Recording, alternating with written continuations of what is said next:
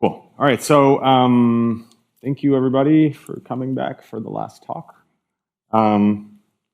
Okay, so let's just recap real quick where we were last time.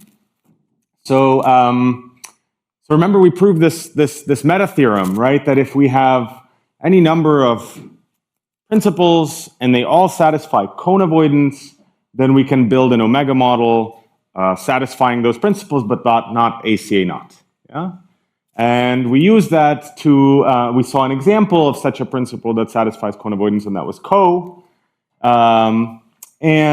Just because we'll sort of use some of these elements today, right? It's useful to just recall that we did that using Mathias forcing. Mathias forcing, generics for Mathias forcing behave very nicely with respect to cohesiveness.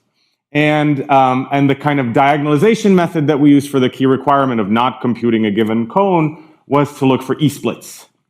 Yeah, so remember we looked for two different computations, convergent computations. Yeah? Okay, so that was the main idea. And then the result that we have yet to prove is that RT12 admits strong cone avoidance. And again, what we really care about is proving that SRT22 implies admits cone avoidance, plain cone avoidance. But the way we will actually do it is to prove that RT12 admits strong cone avoidance. I should say that the fact that RT22 itself, the full RT22 admits cone avoidance, which in particular gives this, is an old result of Siedepin from the 90s, but this is a sort of newer kind of slicker proof a little bit. Okay, and even though, maybe just as another reminder, right, the reason we're interested in this is because also, for our purposes, if we prove something like this, then we in particular get it also for sigma 2 subset, right? We're not tied to some particular principle like RT22. We get it for anything that's of the form, you know, given a definable thing with these properties, find an infinite subset of it or its complement. Yeah, it doesn't matter the complexity. Okay, so this is a useful theorem for that.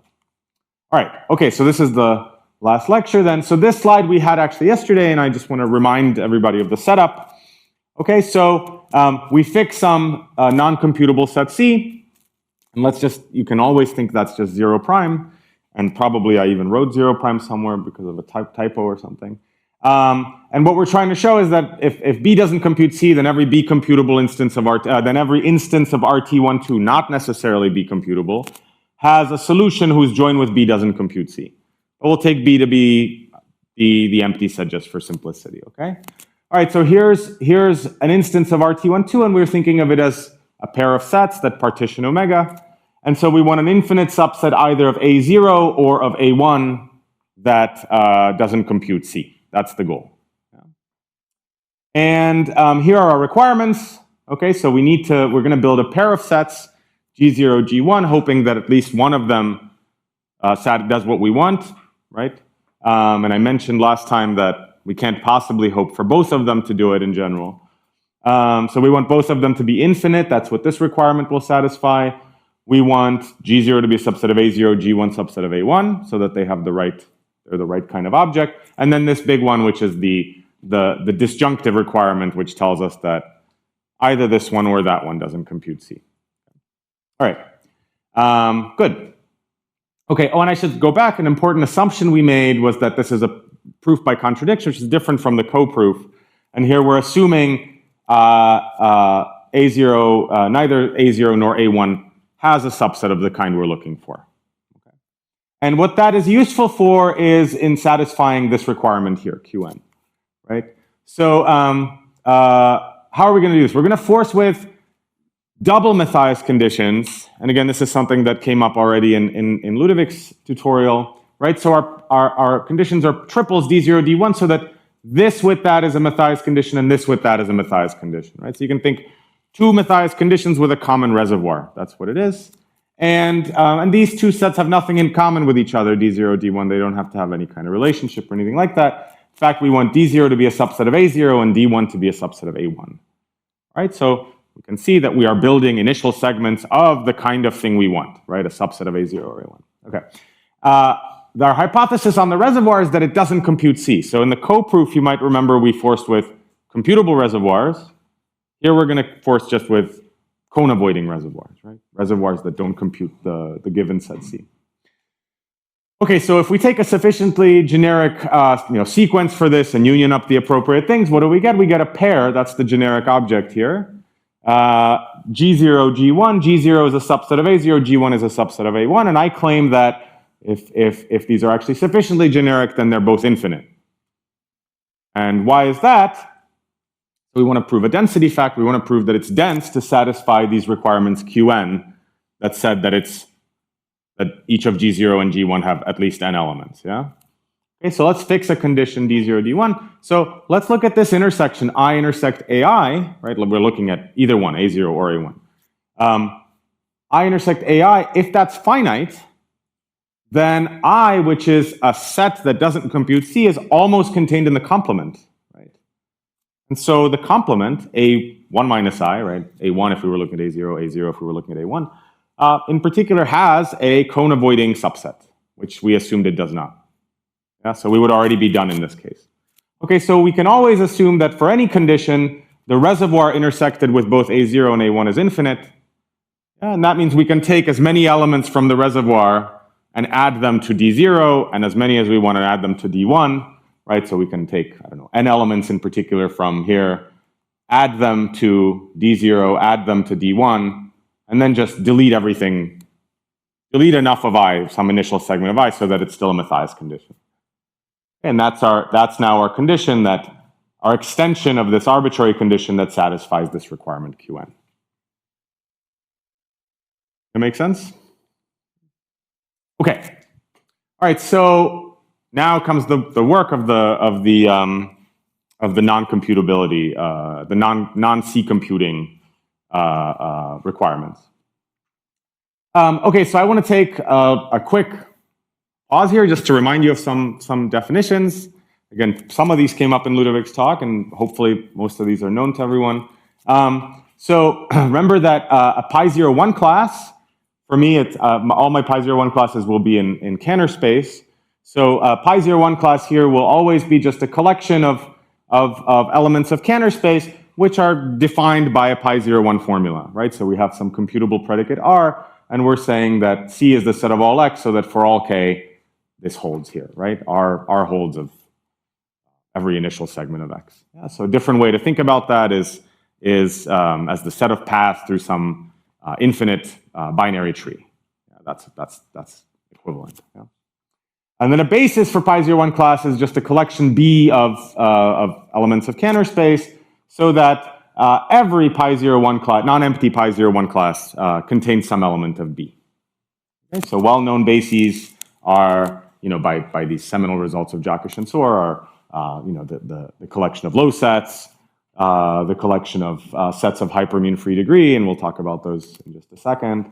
And also, for example, if you give me a non-computable set C, and this is the one that's relevant for us, the class of sets that don't compute C. This is the cone avoidance basis theorem. If you have a pi01 class, and you have a non-computable set, you can always find a member of that class that doesn't compute C as well. And this, of course, relativizes, right? And we'll use this in a relativized form shortly.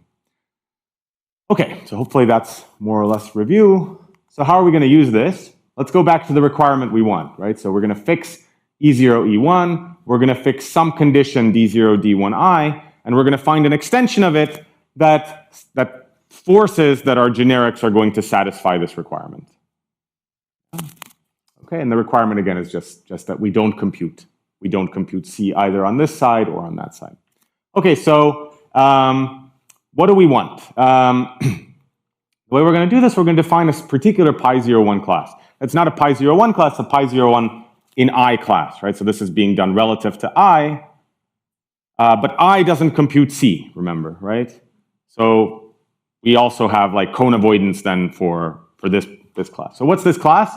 So we're going to look at the class of all two partitions of I, right? So think of, you're writing down what this class is. You're saying, what are all the ways that I can split my reservoir into two halves, a left half and a right half, or a 0 half and a 1 half, so that for each side, that's what this is saying, there is no E-split inside that half over di, right? So for any two finite sets f0, f1 in xi, in that half, and for every x, these two things, if they both converge, they agree. That's what this means here, right?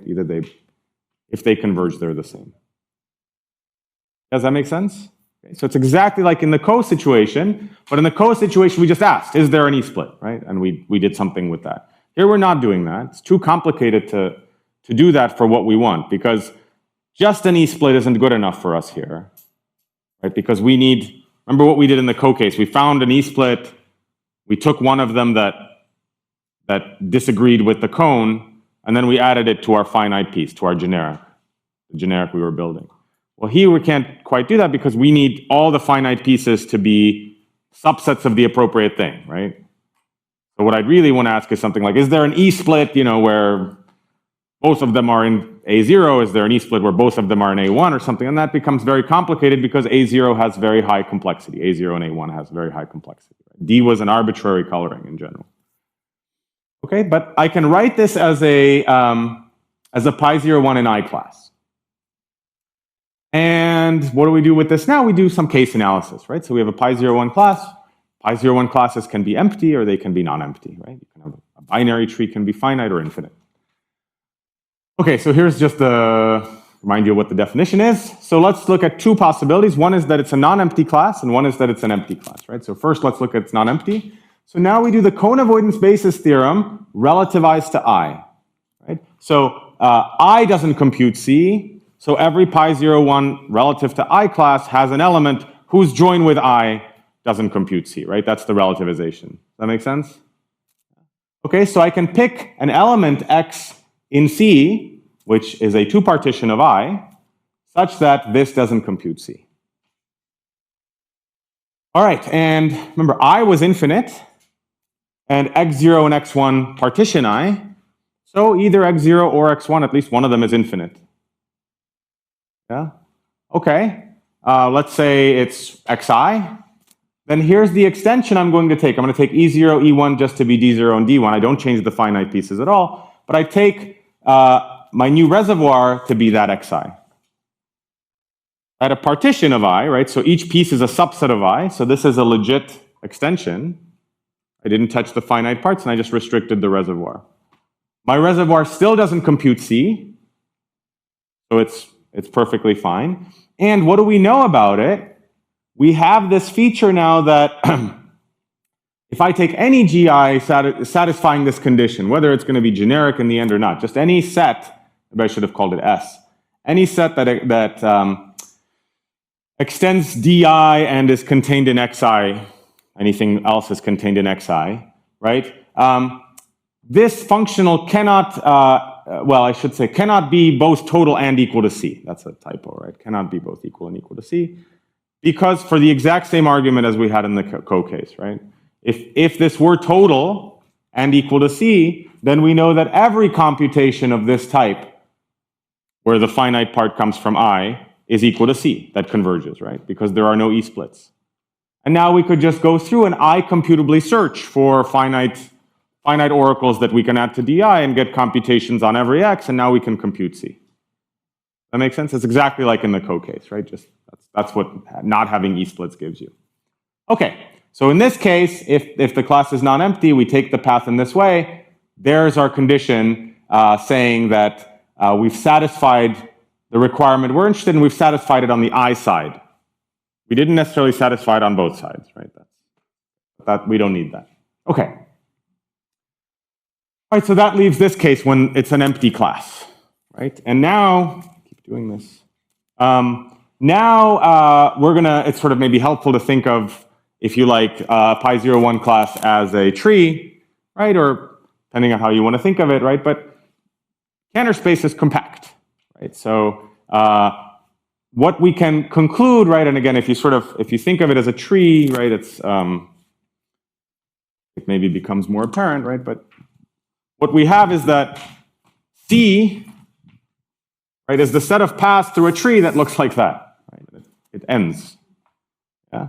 And so any partition I think of I, right, if I try to put it into C, I know it's not in there, so it only has that much, some initial segment of it that's in the tree that determines C, right? In the tree whose path determines C. So there's some, what did I call it here? K. There's some level K, and that level K witnesses the fact that the tree is that the class is empty, right? That the corresponding tree is finite. And so what does that mean for the definition? So it means that any way of partitioning I, there is a side, right? There is a side. I'm just negating this statement carefully, right? There's a side, and there are finite subsets contained in the piece on that side, but only up to K. I can find them already by just looking in the parts up to K, right? Such that we get an E-split for some X. That make sense? Good. Okay, so and this K is uniform and it's across all partitions. That's what's important. So we're going to apply it to a very special partition, namely x0 be the intersection of I with a0 and x1 be the intersection of I with a1. That's a partition of I. And what I get from this then is an I, and I get f0, f1 contained in here and in here or here, right? Whichever the I is, right? So I get two sets here or two sets here. And these finite sets are okay to add to the relevant DI, right? Because they're contained in the appropriate set, A0 or A1. That make sense? Okay, so now one of these two, since it's an E-split, one of these two sets, the computation differs from C. This is now again like in the Co case, right? Let's say that's J, so this J and that I are different, right? Maybe Fj on X, this computation differs from Cx, and so what do? My new extension is to take EI to be DI union that Fj. Right? And this Fj is contained in AI, so this is a legitimate extension. The other one I leave unchanged. I didn't make any progress on that side. And the new reservoir is just, well, I minus the use associated with all these computations. And that's our new extension, right? And now this condition has the property that if you're any set extending satisfying the kind of the ith piece, then you agree with this computation, and therefore you're different from C, right? On EI. Okay. Any questions on that? Okay, and again, it's nice to, I like Ludovic's framework very much that he presented, right? So again, you see in this case analysis, this is exactly the case analysis that he had always in his, for all the different forcings, right? This is maybe the canonical example of that. Good. All right, so where are we? So let's summarize a little bit. We were looking at this interval, and now we can add an arrow there. So this is good, right? So GST1, which got us excited because it had these very interesting properties, namely having this very, very pleasing stable cohesive split that was reminiscent of Ramsey's theorem for pairs, and the stable part having the syntactic description, which was reminiscent of the syntactic description for the stable form of Ramsey's theorem. Right? It is, in fact, in the zoo. It's somewhere in the zoo, and it implies Ramsey's theorem, which is unusual. There's not so many theorems strictly below ACA naught that imply RT22. And maybe it's sort of thinking, we're thinking that I think all the examples we know actually that are in this interval are somehow from logic. So there's like the Chubb-Hurst-McNichol tree theorem, which was invented in reverse math. There's Millikan's tree theorem, which I think originally was from some considerations in set theory, right? There's these kinds of principles. Of course, you get conjunctions, which are not natural principles, right? But all the natural ones have some, but this one is just from topology, which is kind of surprising. Okay. So I want to say something a little bit about this. So this arrow here, right? The reversal of this arrow. So I can't say much. It's really sort of beyond the scope of this talk to go into this. It would take too long. But I think I can say something that's maybe somewhat complementary to what Ludovic said that I think is sort of good standard useful things to think about when you're trying to separate principles, right? So if you're trying to separate principles, you need to design some separation property. So what does that mean? Suppose we have P and Q, these are problems, we have principal pi12 statements, and we want to show that P doesn't imply Q, right? So we want to build an omega model of P but not Q. So what we want is we want some kind of computability theoretic property. It doesn't have to necessarily be computability theoretic, it could be combinatorial, but it's computability theoretic nonetheless in the following sense. What we want is some property C, and I'm thinking of C as a class of sets having this property, really, I'm identifying that.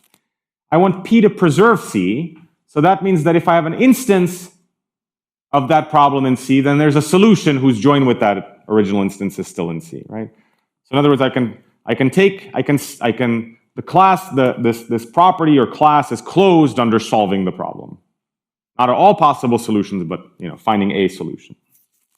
Okay, good. And then I want Q not to preserve C, right? I want Q to have at least one instance that's in there so that no matter what solution I add, I don't stay in there. And if I can find such a property, okay, I need some mild computability theoretic assumptions. It needs to be closed downwards under Turing reducibility. But if you have such a property, then you can do exactly that iterate and dovetail argument that we saw before with cone avoidance, right? You start with the empty set, you take the first instance of your problem, you solve it, take the next instance, you solve it, and all the while you're closing down like this to build a model, right? And at the end, you have a model where you've added a solution for every single instance, right? But if you did things carefully, you added this instance of the other problem in there and never solved it, right? Because you're constantly staying within C in this model. Yeah? So in fact, that's an example, right? For example, the set of computable sets. That's thinking of that as a property that's going to be preserved only by problems that are computably true. So every instance has a computable solution, something like that. Right? And the one we saw, the set of things that don't compute 0 prime, right? As an example, that's preserved by sigma 2 subset because we have strong cone avoidance of RT12, but it's not preserved by ACA naught. Right? There's no way to solve it, to have an omega model of ACA naught where every set has that property. So this is the general scheme for how we're going to how we want to do these things. In general, it's a bit of a balancing act coming up with these properties. So let's think in the concrete example here. So I'm going to focus on sigma 2 subset and delta 2 subset. Okay, so delta 2 subset, that was stable Ramsey's theorem for pairs, or morally, and sigma 2 subset, that's stable GST1. And we'd like to separate them. And it's part of the reason these are nice characterizations is because it's very clear what the difference between these two, right? If one is about colorings and one is about topological spaces, it takes some effort to think about, well, how do I compare them? How do I do? But this is clear, right? This is exactly the same thing, and we're talking about a quantifier difference, right? So it's clear sort of what you could try to do, right? It's a computability theoretic kind of thing. So what do we want as a property to separate these two things? So we want a property, C, so that there's a sigma 2 set S, sigma 2 definable set S. So we think of that as an instance of sigma 2 subset, such that no infinite subset of this set or its complement is in C. That means sigma 2 subset does not preserve this property. If I solve sigma 2 subset, adding an infinite subset, I come out of C, so I can't do that. But what I want is that if I have an instance of delta 2 subset in there, right? So I have some set that's in the set, and then I look at an instance of delta 2 subset relative to that, so a delta 2 definable set from X. Then I can always find an infinite subset of that set or its complement so that I stay inside C. That's kind of the thing I would like. And if we think about this, what it means is that C, at minimum, has to imply that anything that enjoys the property C does not compute an infinite subset of this S or S bar. That's the very least we have to do, right? Because remember, the property is closed under Turing reducibility, and when I add this G, I have to not also have added an infinite subset of S or S bar, otherwise there's no hope of also having this. That make sense? So, okay, so that's the weakest it can possibly be, right? So in parlance, S and S bar have to be X immune for everything in this. Sorry, this should be a C. But in practice, so if you're doing this, in practice, you can sort of say, all right, well, That's the minimum I want, but I could ask for more. Why might you want more? Well, if you're building a model, you're starting with some instance that has the property, you want to use some facts about that property, something to your advantage. The more it satisfies, the more you can do with it, right? So that's a useful thing. But on the other hand, you're also building this G and ensuring that that G has the property. And the more the property says, the more you have to ensure that that G satisfies, right? So somehow you would ideally like this to have all the properties you want to make life very easy, like ideally that it's computable or something like that. That's very nice, right? And then you'd like this to satisfy nothing. That would be the best, right? That would be the easiest. And I guess this is the minimum. This is the minimum they both have to have. Right? It's some balancing between the two, right? Between not having this satisfy too little and not needing this to satisfy too much. That's the general scheme. All right, so because I want to talk about this a little bit more later, I'll introduce some definitions here, and then I can tell you what property it actually is that separates sigma 2 subset and delta 2 subset, but we won't prove it. So these are just some, again, reminders about standard things from computability. So we have sets X and Y, right? X is Y hypermu. There's a million different definitions of this, but I will use this one, right? It means if Y does not compute any strong array for X.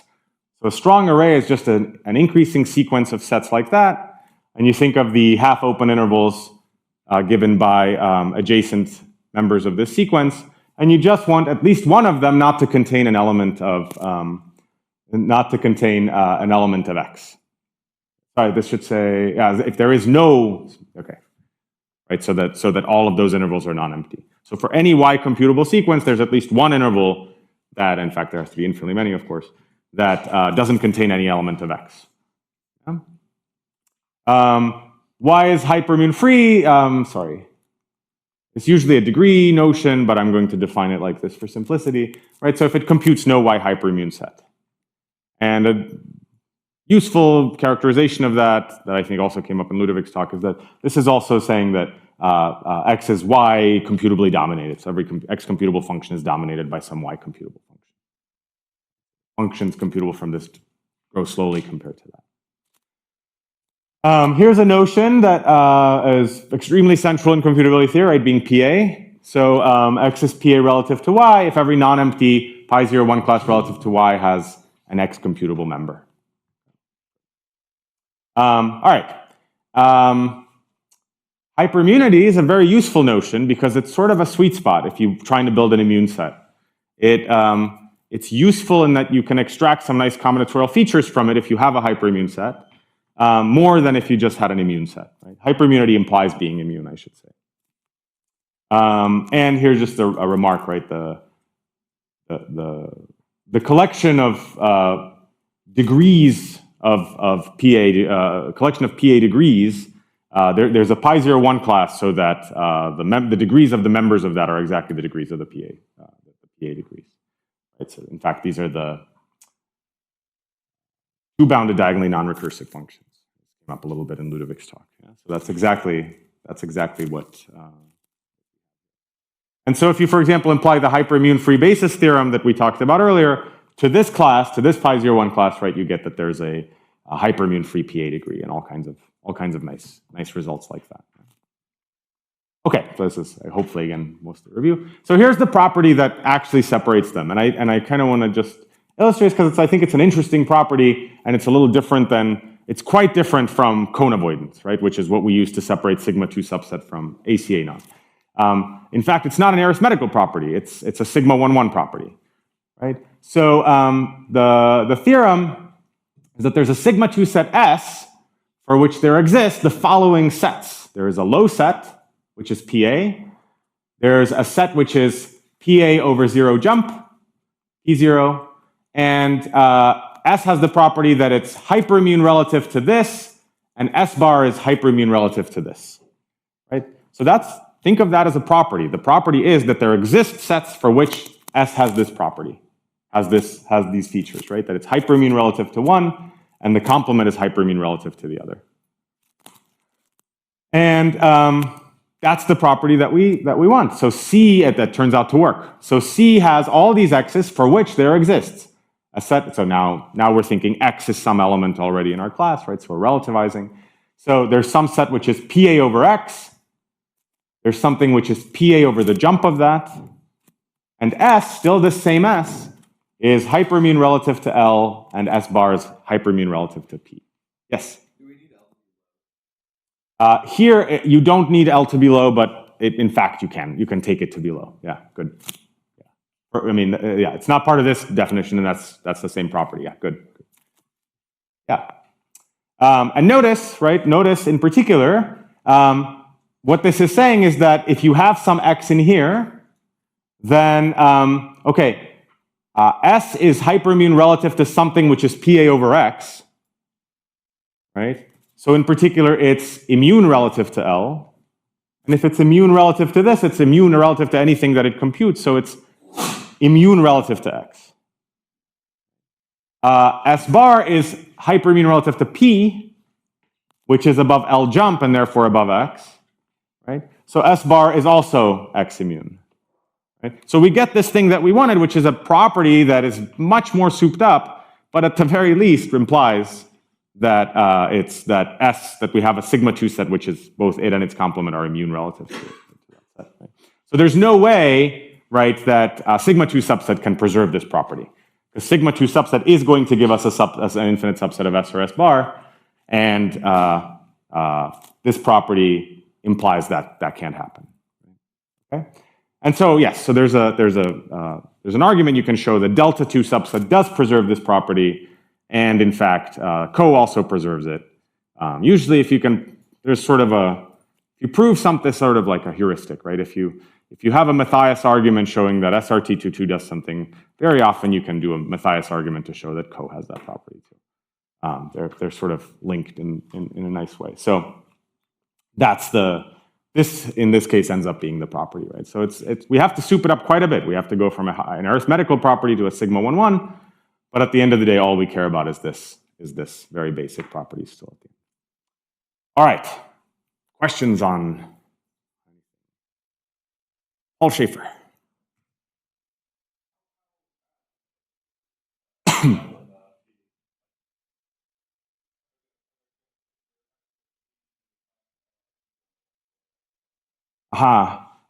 Yes. I mean, below something like zero double. I haven't computed it, but maybe like PA over zero double jump. Yeah, there's some way you could bound it. What's that? So it is arithmetic in the sense that yes, you could rewrite it that way indeed, but that's in the proof. That's not what you use, right? So that's yeah, you're quite right. Yeah, yeah, I should check that. That's a good question. Yeah, good. Yeah. Any other questions? All right, so here we are. So we haven't proved this, right? But there is an arrow. I told you the property, at least, that you can that can be used. All right, so let's just look at a summary real quick, right? So what we really proved is this separation, and what we get now, right, is a picture. We can sort of summarize everything we've talked about with Ginsburg Sands. So here I'm going to add CAC and ADS to the picture. Right, so it's a little snapshot of the zoo, but it's getting a little more complicated. And now we can add everything we proved about Ginsburg Sands, right? We have kind of an almost complete understanding of it. So the full Ginsburg Sands, maybe lecture 2 or whenever, we proved is equivalent to ACA naught, and so was this weak Ginsburg Sands where you didn't care about the T1 case, separating that into discrete or cofinite. We have GST1 down here in this interesting interval. Equivalent to GS with where you supply the closure operator as part of the instance. And then we have weak GS with the closure operator equivalent to CAC. We have a kind of complete characterization of all the different principles we asked about. And again, right, the techniques we needed were based on a lot of these classical techniques with Ramsey's theorem. Okay. All right, so in the last 20 minutes, let me give some sort of further applications of some different directions we can take this and look at. So this is like the last hour and a half of like the Lord of the Rings trilogy, right? Where everything's already, like, everybody's happy and the bad guys have been defeated, and now you just need some time to say goodbye to the characters. So this is what we're going to do. So yeah, so this is a nice, I just want to say a couple things here about some new directions. So I guess Andrew mentioned some stuff in these 5-minute talks yesterday about work he's been doing on CSC spaces and stuff. So there's a lot of things you can do about CSC spaces in addition to, it's a growing field. Now I'll mention some work of Heidi, my student Heidi Benham, who been looking at some nice further kinds of topics one can explore from this. So let's look back at WGSCL, right? So you might not remember what that is, but that was Ginsburg Sands. You don't care about the T1 case, and you have the closure operator given to you. So an instance is a CSC space and a closure operator, and you want to produce a indiscrete initial segment, final segment, or T1 subspace. Yeah? And let's just remember, it's kind of fitting. We're going back to the beginning. We're thinking back again at that classical proof of Ginsburg Sands. What was the first thing we did? We defined this equivalence relation, and then when we assumed there was no infinite equivalence class, we defined this partial order. Yeah? Well, we can define that order in any case, whether there's an infinite equivalence class or not. We can set x less than y if x is in the closure of y. And the only difference is that, in general, this is not going to be a partial order, it's going to be a quasi-order, because you could have two things, one less than the other. Right? Both. Yeah. So this is a quasi-order. And if we apply WGSCL, we can think what this quasi-order sort of looks like as an order, right? So WGSCL is going to give us an infinite subspace Y that is indiscrete initial segment, final segment, or T1. If it's indiscrete, what is that telling us? That means everything in here is less than everything else, right? Does that make sense, right? There's one open set. So that's saying that there's an infinite equivalence class under this order. If it has the initial segment topology, then in fact it's a descending linear order. If it's the initial segment, the final segment topology, it's a ascending linear order, right, under this order. And if it's a T1 space, then it's an anti-chain under this, okay? So that's a very combinatorial statement that has nothing necessarily to do with topology. It's just the statement, given a quasi-order, can you find either an infinite equivalence class, an infinite ascending chain, an infinite descending chain, or an infinite anti-chain? This seems like ADS or CAC, right? And in fact, it's some kind of combination and elaboration of both, okay? So here's two definitions that Heidi's been looking at. So one is QADAC. So this is ADAC. You can think it's sort of like a hybrid between ADS and CAC, right? So QADAC says every quasi-order on N has an infinite equivalence class, ascending sequence, descending sequence, or, sorry, that should be an anti-chain, okay? And ADAC says every partial order, now we remove the Q, every partial order has an infinite ascending sequence, descending sequence, or anti-chain. Very often, when you apply CAC, in a lot of applications, when you apply CAC, CAC says chain or anti-chain, right? But in fact, the chain you get already somehow just through the combinatorics happens to be an ascending sequence or a descending sequence. You can always get that by then subsequently doing one more application of CAC in the form of ADS, to get an ascending or descending sequence. This principle just subsumes both those into one, right? It says, if you're giving me a chain, go ahead and make it into an ascending or descending sequence. That make sense? It sort of combines these two principles. And so, okay, so one can show, right, that all these principles are equivalent. We've already seen that WGSCL is equivalent to CAC, and in fact, it's equivalent to all of these principles. And this proof is basically the proof we just saw on the previous slide, right? That if you have the closure operator and you have this way of comparing points, then really, there's no difference. You can just think of it combinatorially.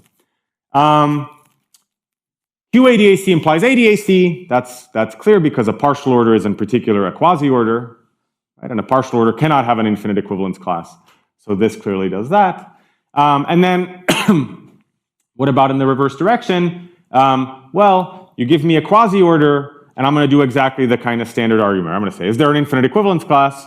If so, I'm done. If not, I can pick representatives. Right? I can pick representative. Now it is a partial order. Now I apply ADAC. Does that make sense?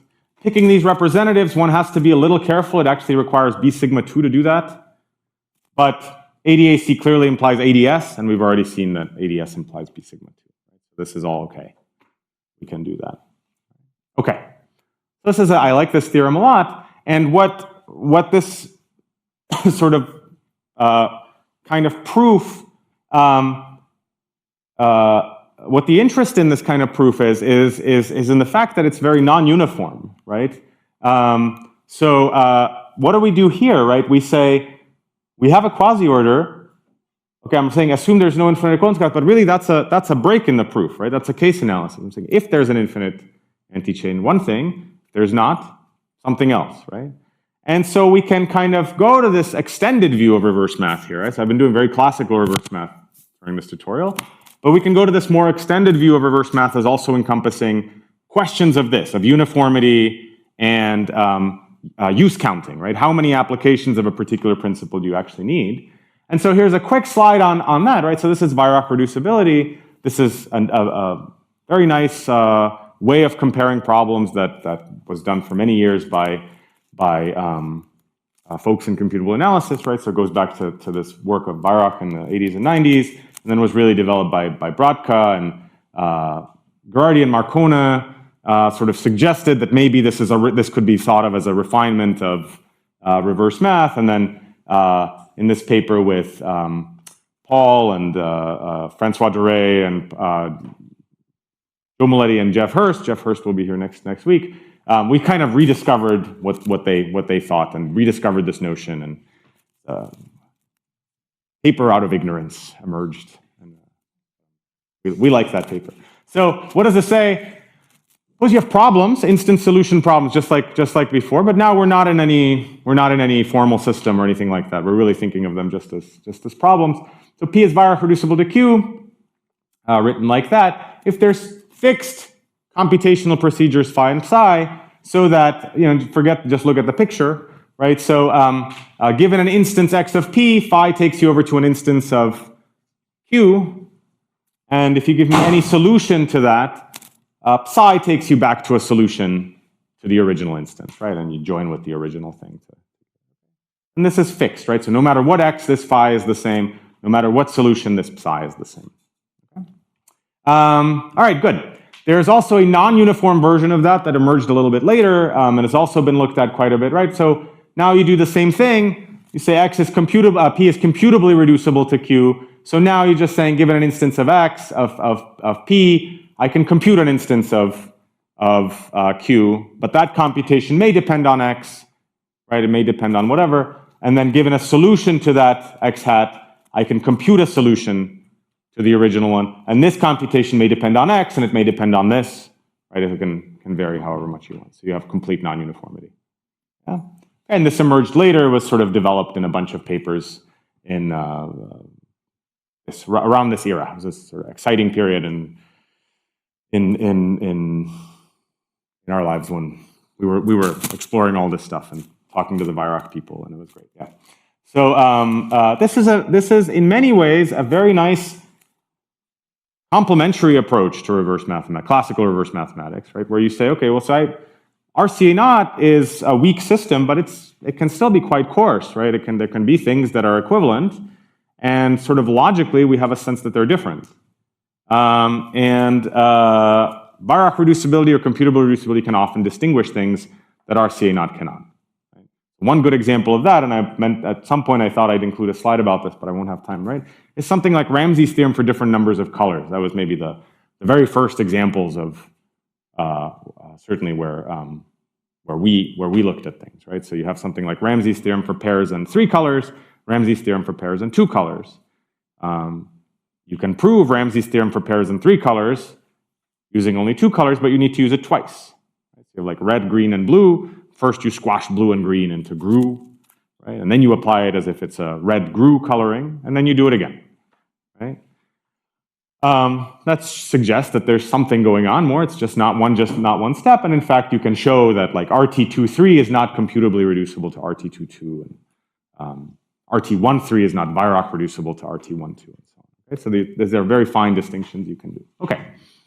All right, so what about here, right? So we have this nice equivalence between WGSC, LQ, ADAC, ADAC, and WGSCL and QADAC, they are really the same problem, right? You'd need something else to distinguish them. I mean, there's almost nothing going on. Right? It's just a direct translation. Okay, so there's nothing we can do here. But interestingly, right, this is the note that I mentioned before, right? When you do this proof, there is a hidden, or not hidden, very explicit non-uniformity where you ask about the existence of this infinite equivalence class. And Heidi was able to show that in fact that's necessary, right? There's no way you can get rid of that that non-uniform question. So these are properly distinct problems as measured using Weyrach reducibility.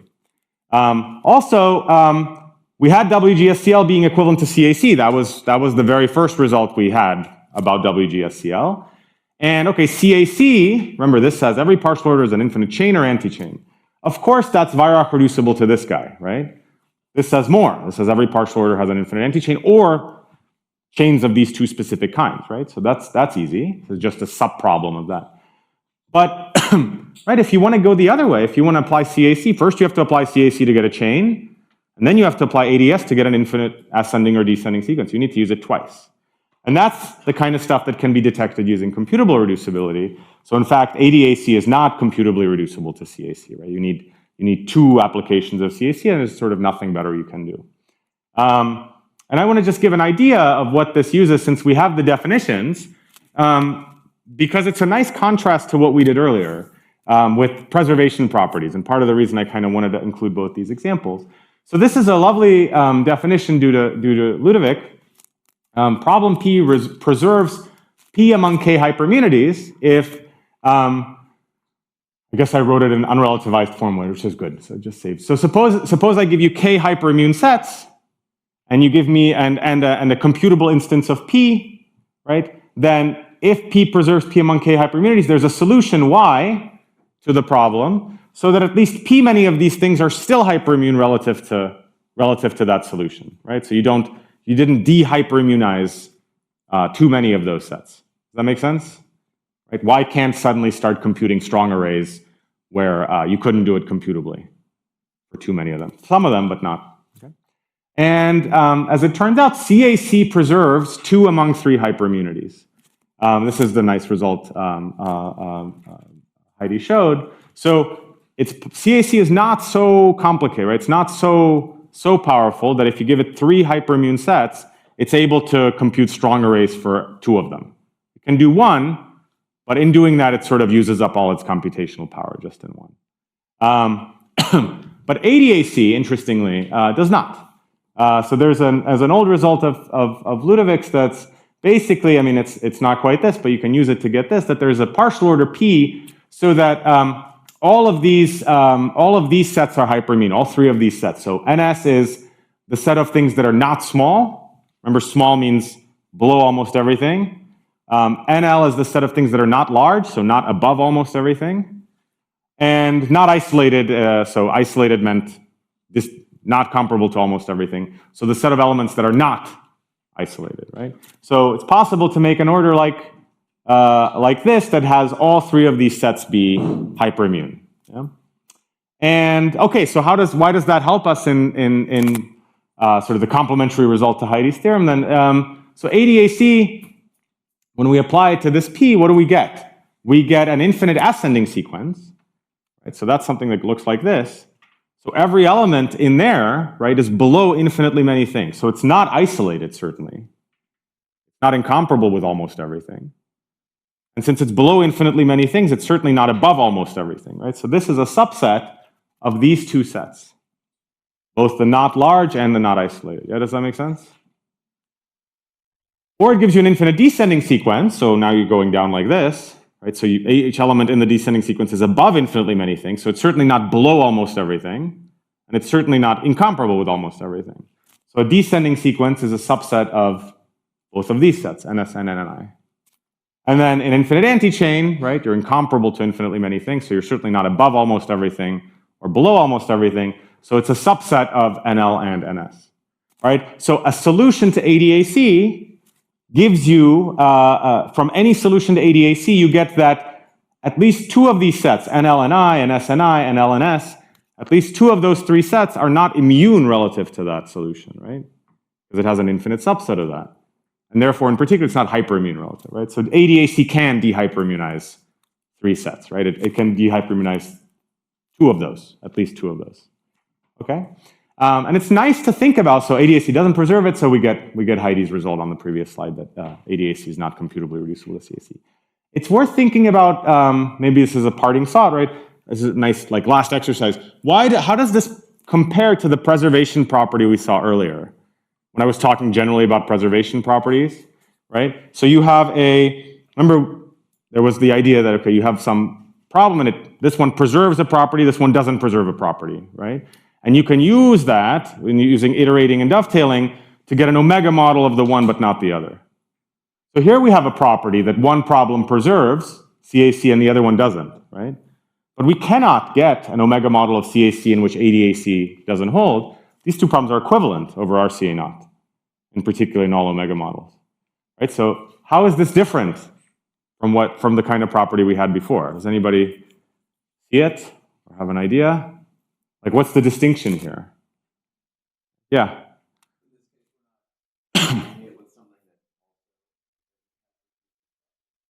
Yeah, right. So I guess the question is, what does it mean to say that, like, in the other case, right? We needed to sort of say that, suppose you have an instance in there, and now you can add a solution that is also in there, right? But what does that mean with respect to like 3 hyperimmune sets? So maybe the instance doesn't dehyperimmunize these ones, and the solution doesn't do these 2, but together they've now dehyperimmunized 2 out of 3, right? It's not an invariant. It's not an invariant under Turing reducibility